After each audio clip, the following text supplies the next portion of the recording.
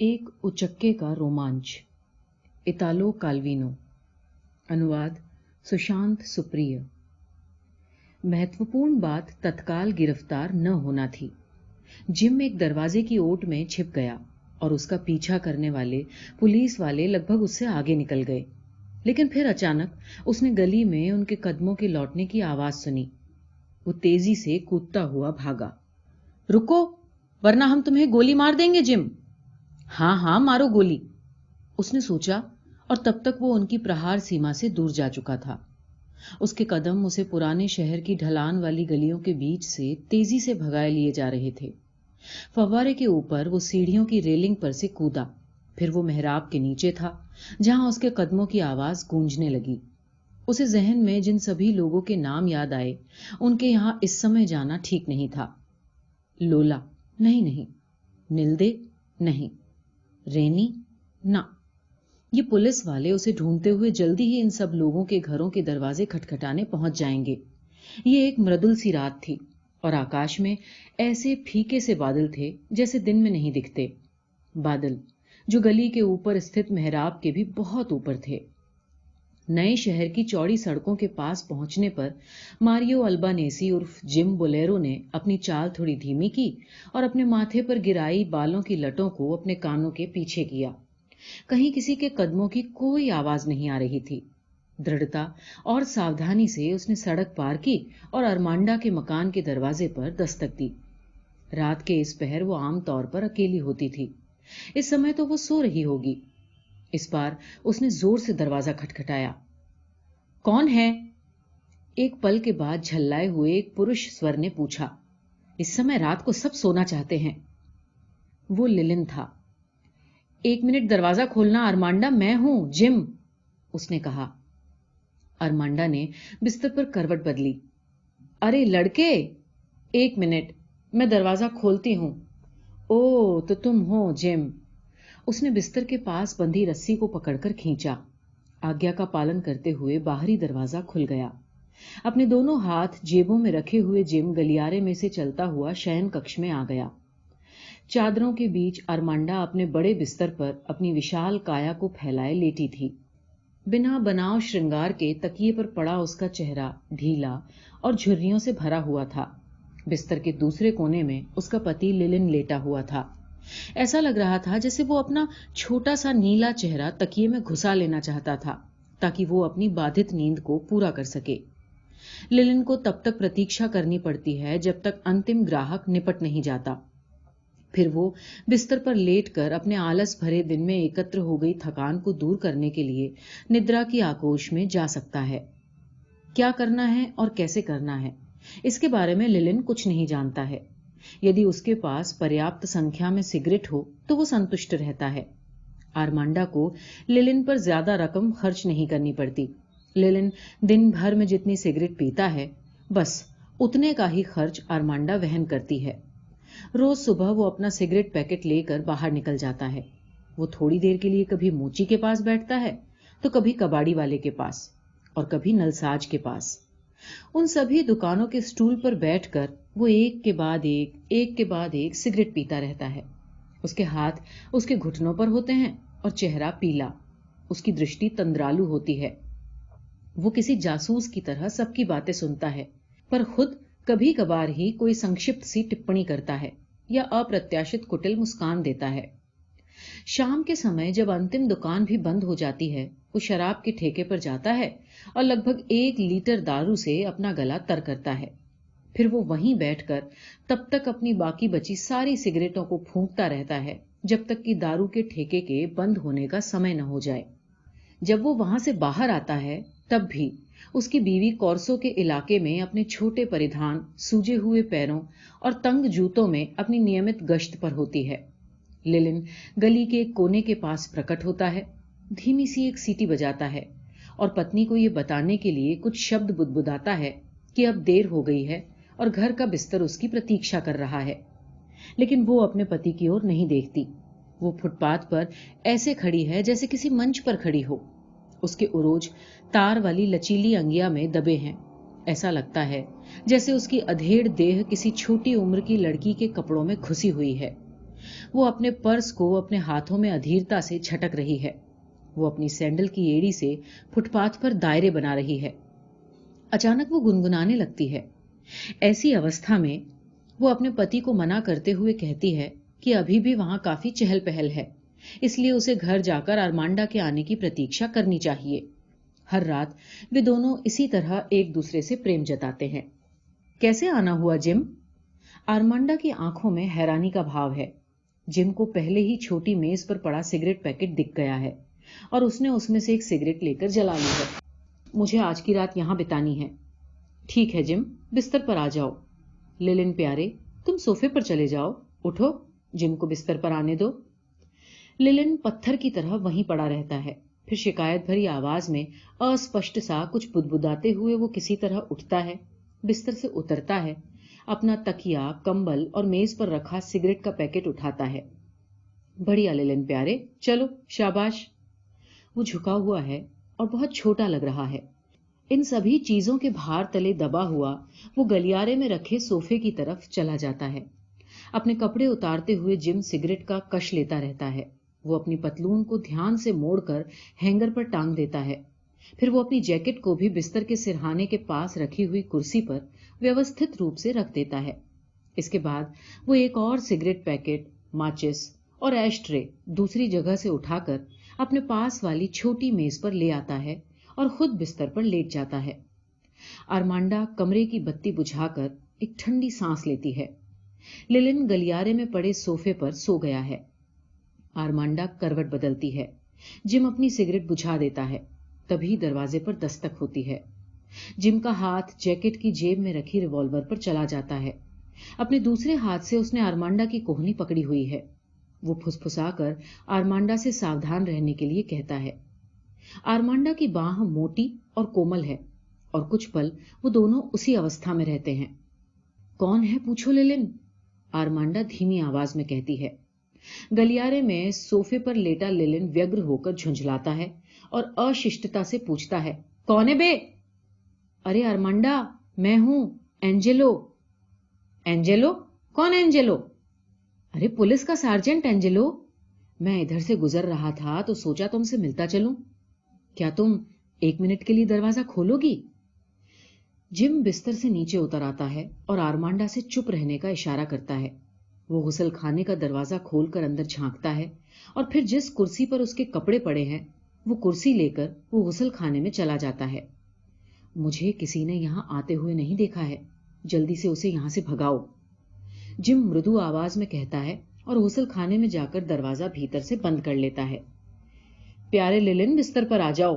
چلو للن. بستر پر لیٹے لیٹے آرمانڈا دوبارہ کمرے کی ویوستھا سنشچت کرنے لگتی ہے. آرمانڈا, تم مجھے باہر پرتیکشا کروا رہی ہو. دروازے کے باہر کھڑا پولیس سارجنٹ بولتا ہے. للن شانت بھاو سے صوفے پر سے اٹھتا ہے. اپنا تکیا, کمبل, سگریٹ پیکٹ, ماچس اور ایش ٹرے سب اٹھا کر بستر پر آ جاتا ہے. بستر پر لیٹ کر وہ اوڑھنے والی چادر سے اپنی آنکھیں ڈھک لیتا ہے. آرمانڈا رسی پکڑ کر کھینچتی ہے اور باہر کا دروازہ کھل جاتا ہے. سارجنٹ بھیتر آتا ہے. وہ پولیس کی وردی میں نہیں ہے اور اس کے بوڑھے چہرے پر است ویستتا کا بھاو ہے. اس کا چہرہ موٹا ہے اور مونچھیں سفید. سارجنٹ, آپ دیر رات تک کام پر ہیں؟ آرمانڈا کہتی ہے. ارے میں تو ٹہلنے نکلا تھا اور میں نے سوچا کہ تم سے ملتا چلوں. آپ کیا چاہتے ہیں؟ اینجلو بستر کے سرہانے کے پاس رومال سے اپنے ماتھے کا پسینہ پونچھ رہا تھا. کچھ نہیں, بس تم سے ملنے چلا آیا. اور نیا کیا چل رہا ہے؟ نیا کیسا؟ اچھا, سنیوگ سے کہیں تم نے البانیسی کو دیکھا ہے کیا؟ جم, اب اس نے کیا کیا؟ نہیں, کچھ نہیں, بچوں والی حرکتیں. ہم اس سے کچھ پوچھ تاچھ کرنا چاہتے تھے. کیا تم نے اسے دیکھا ہے؟ ہاں, 3 دن پہلے. نہیں, میرا مطلب آج اور ابھی سے ہے. میں تو پچھلے 2 گھنٹے سے سو رہی تھی سارجنٹ. آپ مجھ سے یہ سب کیوں پوچھ رہے ہیں؟ اس کی پریمکاؤں روزی, نلدے, لولا وغیرہ کے پاس جائیے اور ان سے پوچھئے. کوئی فائدہ نہیں. جب وہ کچھ گڑبڑ کرتا ہے اور مصیبت میں ہوتا ہے تب ان سب سے دور رہتا ہے. نہیں, وہ یہاں نہیں آیا ہے سارجنٹ, شاید اگلی بار. خیر آرمانڈا, میں تو ویسے ہی پوچھ رہا تھا. जो भी हो, तुमसे मिलकर अच्छा लगा। शुभ रात्रि सार्जेंट। शुभ रात्रि आर्मांडा। एंजेलो मुड़ा, लेकिन दरवाजे की ओर नहीं गया। मैं सोच रहा था, अब तो लगभग सुबह होने वाली है और मुझे अब गश्त भी नहीं लगानी। मैं अपने कमरे के बिस्तर पर वापस नहीं लौटना चाहता। अब जब मैं यहां आ ही गया हूं तो क्यों ना आज यहीं रुक जाऊं। तुम क्या कहती हो आर्मांडा? मेरे लिए थोड़ी जगह बनाओ। ठीक है, लिलिन सोफे पर चला जाएगा। लिलिन प्यारे, उठो, सोफे पर जाओ। लिलिन अपने लंबे हाथों से चीजें टटोलने लगा। उसने मेज से सिगरेट पैकेट लिया और भुनभुनाता हुआ वो किसी तरह उठा। बिस्तर से नीचे उतरकर उसने लगभग बिना अपनी आंखें खोले अपना तकिया, कंबल और माचिस उठाया। चलो प्यारे लिलिन। वो हॉल में अपने पीछे कंबल घसीटता हुआ गलियारे में रखे सोफे की ओर चला गया। एंजेलो बिस्तर पर चादरों के भीतर घुस गया। उधर गुसलखाने में छिपा हुआ जिम गुसलखाने की खिड़की से आकाश को गहरे हरे रंग में बदलते हुए देख रहा था। मुश्किल ये थी कि वो अपना सिगरेट पैकेट शयन कक्ष की मेज पर छोड़ आया था और अब वो पुलिस सार्जेंट उसी कमरे के बिस्तर पर लेटा था। इसके कारण जिम को सुबह होने तक बिना सिगरेट के वहीं छिपा रहना पड़ सकता था। कमोड वाले उस छोटे से गुसलखाने में जहां टेल्कम पाउडर के बहुत सारे डिब्बे पड़े थे, उसने चुपचाप दोबारा अपने कपड़े पहन लिए थे, कंघी से अपने बाल संवारे थे और वॉश बेसिन के आईने में अपने हुलिये पर निगाह डाली थी। वहां ताक पर इत्र और आंखों की दवाई की शीशियों के साथ कई अन्य दवाइयां और कीटनाशक मौजूद थे। खिड़की से आती रोशनी में उसने कई शीशियों पर लिखे दवाइयों के नाम पढ़े। एक शीशी में से कुछ दवाइयां चुराकर जेब में रख ली और गुसलखाने में चारों ओर देखना जारी रखा। वहां ढूंढने के लिए ज्यादा कुछ नहीं था। कुछ कपड़े टब में पड़े थे, कुछ खूंटी पर लटके हुए थे। उसने वॉश बेसिन की नल की जांच की। आवाज के साथ पानी बाहर आया। अरे, एंजेलो ने सुन लिया तो? भाड़ में जाए एंजेलो और जेल का भय। जिम अब ऊब महसूस कर रहा था। उसने कुछ इत्र अपनी जैकेट पर छिड़का और बालों में ब्रिलियंटाइन लगाया। सच ये था कि यदि वो उसको आज गिरफ्तार नहीं कर पाए तो कल कर लेंगे, लेकिन वो उसे रंगे हाथों नहीं पकड़ पाए थे। इसलिए सब कुछ यदि ठीक रहा तो अंत में वो उसे छोड़ देंगे। उस आरामदेह कमरे में बिना सिगरेट के अगले 2-3 घंटे बिताना तो यातनादायक था। घबराने की क्या बात है, उसने सोचा। जाहिर है बिना किसी सबूत के उन्हें उसे जल्दी छोड़ना ही होगा। उसने गुसलखाने में मौजूद एक अलमारी खोली। अलमारी खुलते समय पल्लों के चरमराने की आवाज आई। भाड़ में जाए अलमारी और सब कुछ। अलमारी में अरमांडा के कपड़े लटके हुए थे। जिम ने अपना रिवॉल्वर निकालकर अरमांडा के एक चमड़े के जैकेट की जेब में डाल दिया। मैं बाद में वापस आकर अपना रिवॉल्वर ले जाऊंगा, उसने सोचा। वैसे भी अरमांडा को अगली सर्दियों तक इस जैकेट की जरूरत नहीं पड़ेगी। उसने जब जैकेट की जेब से अपना हाथ बाहर निकाला तो उसने पाया कि उसके हाथ पर नेफ्थलीन की गोलियों का सफेद रंग लग गया है। बढ़िया है, वो हंसा। अब उसकी रिवॉल्वर को कीड़े नहीं खा पाएंगे। उसने अपने हाथ दोबारा धोए, लेकिन अरमांडा का गंदा तौलिया उसे उबकाई दिला रहा था। इसलिए उसने अपने गीले हाथ अलमारी में टांगे एक वस्त्र से पोंछ लिए। बिस्तर पर लेटे हुए एंजेलो ने गुसलखाने से आती आवाजें सुनी थीं। उसने अरमांडा पर अपना एक हाथ रखते हुए पूछा, अरमांडा, वहां अंदर कौन है? अरमांडा उसकी ओर मुड़ी और अपनी नर्म बाह उसके गले की गिर्द में डालते हुए बोली, कोई नहीं, वहां कौन हो सकता है? एंजेलो खुद को अरमांडा की पकड़ से छुड़ाना नहीं चाहता था, लेकिन उसे गुसलखाने में किसी के चलने फिरने की आवाज फिर से सुनाई दी। उसने फिर पूछा, वहां क्या हो रहा है? कौन है वहां? जिम गुसलखाने का दरवाजा खोलकर शयन कक्ष में आ गया। चलो सार्जेंट, बेवकूफों जैसा व्यवहार मत करो, मुझे गिरफ्तार कर लो। एंजेलो ने अपना एक हाथ कुर्सी पर रखे जैकेट की जेब में डालकर रिवॉल्वर पकड़ लिया, लेकिन उसने खुद को अरमांडा के आलिंगन से नहीं छुड़ाया। कौन हो तुम? Gym Bolero. खबरदार, अपने दोनों हाथ ऊपर करो। मेरे पास हथियार नहीं है सार्जेंट, मूर्खता मत करो, मैं खुद को कानून के हवाले कर रहा हूं। अब वो बिस्तर के सिरहाने के पास खड़ा था। उसका जैकेट उसके कंधों पर पड़ा था और उसके दोनों हाथ आधे उठे थे। अरे जिम, ये क्या? अरमांडा ने कहा। मैं कुछ दिनों बाद तुमसे मिलने आऊंगा अरमांडा, जिम ने कहा। एंजेलो कुछ बुदबुदाता हुआ बिस्तर पर से उठकर खड़ा हो गया। उसने फटाफट अपनी पतलून पहनी। क्या वाहियात नौकरी है, एक पल को भी चैन नहीं। जिम ने मेज पर से एक सिगरेट उठाकर जला ली और सिगरेट पैकेट को अपनी जैकेट की जेब में डाल लिया। मुझे भी एक सिगरेट दो जिम, आरमांडा बोली। ये कहते हुए वो अपने ढीले उरोज उठाए जिम की ओर झुकी। जिम ने आरमांडा के होठों के बीच एक सिगरेट फंसाई और जला दी। फिर उसने जैकेट पहनने में एंजेलो की कुछ मदद करते हुए कहा, अब चलते हैं सार्जेंट। फिर कभी आरमांडा, एंजेलो ने कहा। फिर मिलते हैं एंजेलो, आरमांडा ने कहा।